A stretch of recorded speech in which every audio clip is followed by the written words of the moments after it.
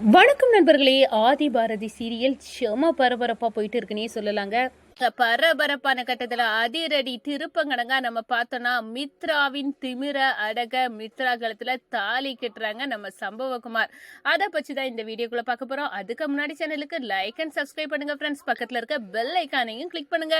அப்பதான் நான் போடுற ஒவ்வொரு வீடியோவும் நோட்டிபிகேஷனா உங்களுக்கு கிடைக்கும். வாங்க ஃப்ரெண்ட்ஸ் வீடியோக்குள்ள போகலாம். ஃபர்ஸ்ட் எடுத்த உடனே பார்த்தோம்னா செம அதிரடியான பரபரப்பு கட்டம் தான் நம்ம மித்ரா. இதுக்கு மேல இந்த சம்பவகுமாரின் அட்டுழியத்தை நம்ம விட்டுட்டு இருக்கக்கூடாது. இதுக்கு ஒரு முடிவு கட்டணும். அவன் கொஞ்சம் விட்டா நம்மளை கல்யாணம் பண்ணிக்க பார்க்குறான். அந்த அளவுக்கு அவன் நான் லவ் பண்ணேன் அப்படின்னு எல்லாம் சொல்லிட்டு இருக்கான். இது சரிப்படாது. இதை ஏற்பாடு பண்ணி விட்டது மித்ரா பவானி தானே. அப்போ பவானி கிட்டே எதுக்கு ஐடியா பண்ணிடலாம் அப்படின்னு சொல்லிக்கிட்டு பவானிக்கு கால் பண்ணுறாங்க.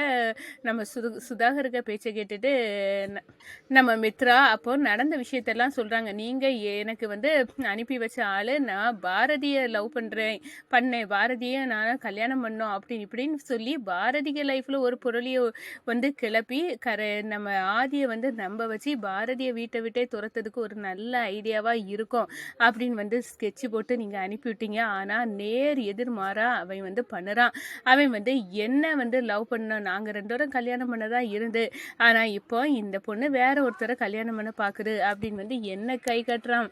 மேடம் என்னதான் நடக்குன்னு எனக்கு புரியலை. இப்போ இவனால ஏகப்பட்ட பிரச்சனை. இப்போ என்ன கல்யாணம் பண்ணிக்கணும் அப்படின்னு தீ குளிக்க வர போயிட்டான். அதெல்லாம் தடுத்து நிப்பாட்டி வச்சிருக்கு. இப்போ என்ன பண்ண அப்படின்னு அந்த இடத்துல பவானிகிட்ட சொல்ல நேரம், பவானி எங்கேயோ தப்பு நடந்திருக்கு மித்ரா, இவனை வீட்டை விட்டு துரத்துறதுக்கு ஒரு வழி இருக்கு அப்படின்னு அந்த இடத்துல சொல்லுறாங்க. ஒரு வழியும் சொல்லி கொடுக்காங்க. அவன் குடிச்சா குடிபோதையில் அவனை உண்மையெல்லாம் உளறி கொட்டிடுவான். ஆனால் குடிபோதையில் ரகளையும் பண்ணுவான். அப்படி ரகலை பண்ண நேரம் இவன் எங்கள் வீட்டில் குடிச்சிக்கிட்டு கலாட்டா பண்ணுறான் அப்படின்னு அதிகாரிகளை வர வச்சு போலீஸை கூட்டி இவனுங்களை பிடிச்சிட்டு போக வச்சிரு. அது பிறகு வீட்டை விட்டு வெளியேறிட்டான்னா அதுக்கு பிறகு நான் இவனை பார்த்துக்கிடுவேன் அப்படின்னு பவானி சொல்லுறாங்க. இந்த சைடு நம்ம பாரதி நம்ம மித்ராட்ட சொல்றாங்க, இந்த பாரு இவ்வளோ நாள் உன்னோட ஆட்டம் ஆரம்பம், இப்போ நான் ஸ்கெட்சு போட்டிருக்கிறது உன்னோட ஆட்டத்தை நிப்பாட்டதுக்கு தான். இப்போ பாரு, இந்த சம்பவகுமாரை அனுப்பிவிட்டு சம்பவம் பண்ணிட்டு இருக்கிறது வேற யாரும் இல்லை, நான் தான். இனி உனக்கு தில்லுமுள்ளி எல்லாம் செல்லுபடியாகாது மித்ரா. கண்டிப்பா ஆதியை உன்னை அடைய விட மாட்டேன். நீ ஆதிக்கு கிடையாது, நான் தான் ஆதியோட பொண்டாட்டி. அவருக்கு கண்டிப்பா ஞாபகம் வரும். அவர் என்ன கல்யாணம் உன் கண்ணு முன்னாடியே நான் பண்ண வைப்பேன், பார்ப்போமா இல்லையா அப்படின்னு அந்த இடத்துல ஒரு பெரிய சபதத்தையும் போடுறாங்க. இனி மித்ரா வெயிட் பண்ணு, உன் வாழ்க்கையில ஒவ்வொரு அடியை இது பேரடியாக தான் நடக்க போகுது அப்படின்னு அந்த இடத்துல சவால் விடுறாங்க நம்ம பாரதி மித்ரா கிட்ட. ஆனால் நம்ம பவானி கிட்ட அவங்க சொன்ன ஐடியாவை கேட்ட நம்ம மித்ரா நந்தினி கூட சேர்ந்து ஏகப்பட்ட மது எல்லாம் வாங்கி வச்சிருக்காங்க. இதை சம்பவகுமாரை குடிக்க வச்சு ரகலை பண்ணி உடனே நம்ம போலீஸை வர வச்சு இவனை பிடிச்சிட்டு போக வைக்கணும். எங்கள் வீட்டில் குடிச்சிக்கிட்டு கலாட்டா பண்ணான் அப்படின்னு இவனை வீட்டை விட்டு துரத்துறதுக்கு இது ஒரு நல்ல வாய்ப்பாக இருக்கும் அப்படின்னு ரெடி பண்ணி வைக்கிறாங்க. இந்த சைடு பார்த்தோன்னா நம்ம சம்பவகுமார் என்ன நடந்தாலும் சரிதான், பாரதி வாழ்க்கையில் இந்த மித்ரா குறுக்க வரக்கூடாது. ஆதியும் பாரதியார்னா சேரணும். அவங்க அவங்களுக்கு பசங்களும் இருக்காங்க. அப்படி இருக்க நேரம் நம்ம இவ்வளோ நாள் அநியாயத்துக்கு துணை போனோம். ஆனால் இப்போ நேர்மைக்கு தான் துணை போகிறோம். இது நம்மளுக்கு நல்ல விஷயந்தான். கண்டிப்பாக பாரதி நல்லவங்களாக தான் இருக்காங்க. அவங்க வாழ்க்கையில் நான் இடைஞ்சல் பண்ணக்கூடாது அப்படின்னு அந்த இடத்துல நம்ம சம்பவகுமார் யோசித்துக்கிட்டே இருக்காங்க.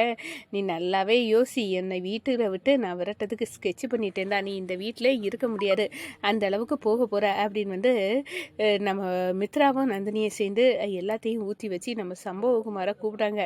இந்த வாங்க இருங்க குடிங்க, இதெல்லாம் உங்களுக்கு தான் அப்படின்னு அந்த இடத்துல இருத்த நேரம் நம்ம சம்பவகுமாரம் ஒவ்வொரு கிளாஸாக எடுத்து குடிக்கிறாங்க. கடைசியில் போத தலைக்கேறி ரகலை பண்ண மாதிரி வராங்க.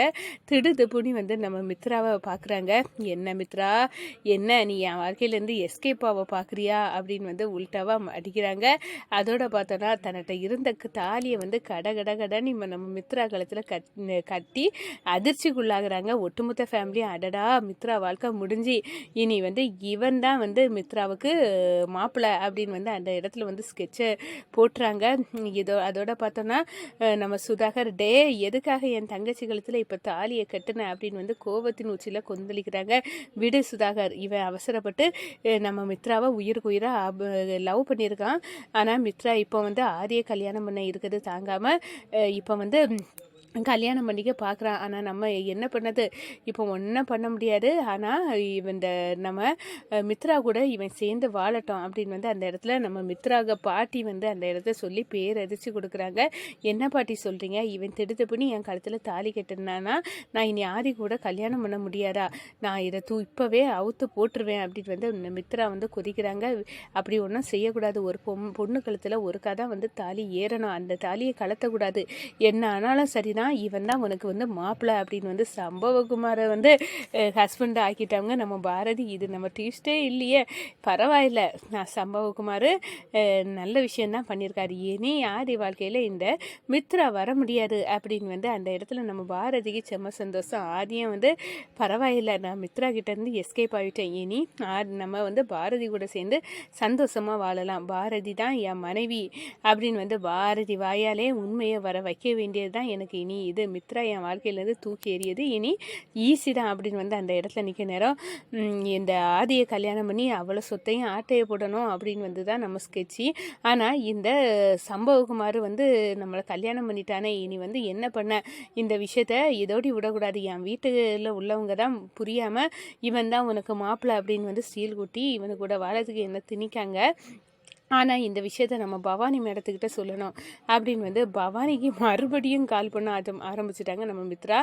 நம்ம போட்ட ஸ்கெட்சு ஒன்று, நடந்தது ஒன்று. இப்போ என்ன ஆச்சு, நீ மது எல்லாம் வாங்கி கொடுத்தியா, அவனை குடிக்க வச்சியா, அவன் குடி போதையில் ரகலை பண்ணானா, அதிகாரிகளை வச்சு வீட்டை விட்டு துரத்த வச்சியா அப்படின்னு எல்லாம் பவானி கேட்குறாங்க. வேட் மேடம், என் வாழ்க்கையே இந்த சம்பவகுமாரால் முடிஞ்சு போச்சு அப்படின்னு வந்து அந்த இடத்துல சொல்கிறாங்க மித்ரா. என்ன ஆச்சு மித்ரா, எதுக்காக நீ சொல்லுற அப்படின்னு வந்து அந்த இடத்துல சொல்ல இந்த பாருங்க, நான் வந்து நீங்கள் சொன்னது மாதிரி மதுவெல்லாம் வாங்கி ரெடி பண்ணி வச்சு அவனை குடிக்க வச்சேன். அவன் ரகலை பண்ணினாதான். ஆனால் ஒரு கட்டத்தில் அந்த ரகலைக்கு இடையில என் கழுத்தில் தாலியை வந்து கெட்டிட்டான் அப்படின்னு சொல்லுறேன். அடடா, இது என்ன சோதனை மித்ரா, எப்படி இப்படி நடந்துச்சு எனக்கே தெரியாது மேடம். அவன் மறைச்சி தாலியை வச்சுருக்கான், அதை எடுத்து கெட்டிட்டான். இனி பாரதி வாழ்க்கையில் நீ வரக்கூடாது, உன் திமுறை அடக்க தான் உன் கழுத்தில் நான் தாலியை கட்டிட்டேன். இப்போ போதுமாடி அப்படின்னு வந்து என்கிட்ட கேட்டான். இப்போ வந்து ஒன்றும் பண்ண முடியாது, என் வீட்டில் இருக்க என் பாட்டி எல்லாரும் சேர்ந்து தாலி கட்டியாச்சுன்னா இவன் தான் உனக்கு மாப்பிள்ளை, என்ன ஆனாலும் சரிதான், இனி ஆதியை கல்யாணம் பண்ணிக்க முடியாது அப்படின்னு வந்து ஒரு போட்டுறாங்க. அந்த பாரதி முகத்தில் அப்படியே சந்தோஷம். இப்போ என்ன, ஆதிக்கும் நான் மனைவியாக வந்து அவருக்கு கிடைக்கல அப்படின்னு உள்ள ஒரு துக்கம் கூட அவர் இல்லை. வழக்கம் போல் அவர் பாரதி கூட தான் இருக்காரு சந்தோஷமா. இப்போ என்ன பண்ண, இப்போ நம்ம ஆதியை கல்யாணம் பண்ணி அவ்வளோ சொத்தையும் ஆட்டையை போட்டுடலாம் அப்படின்னு வந்து நினைச்சா, இப்போ என் கழுத்தில் நீங்கள் அனுப்புன ஆள் அந்த சம்பவகுமார் தாலியை கட்டி இப்போ அவன் என்ன மனைவி அப்படின்னு வந்து கொண்டாடிட்டு தெரியான். இப்போ மண்டை பிச்சிக்க மாதிரி இருக்கு மேடம் அப்படின்னு வந்து நம்ம பவானி கிட்ட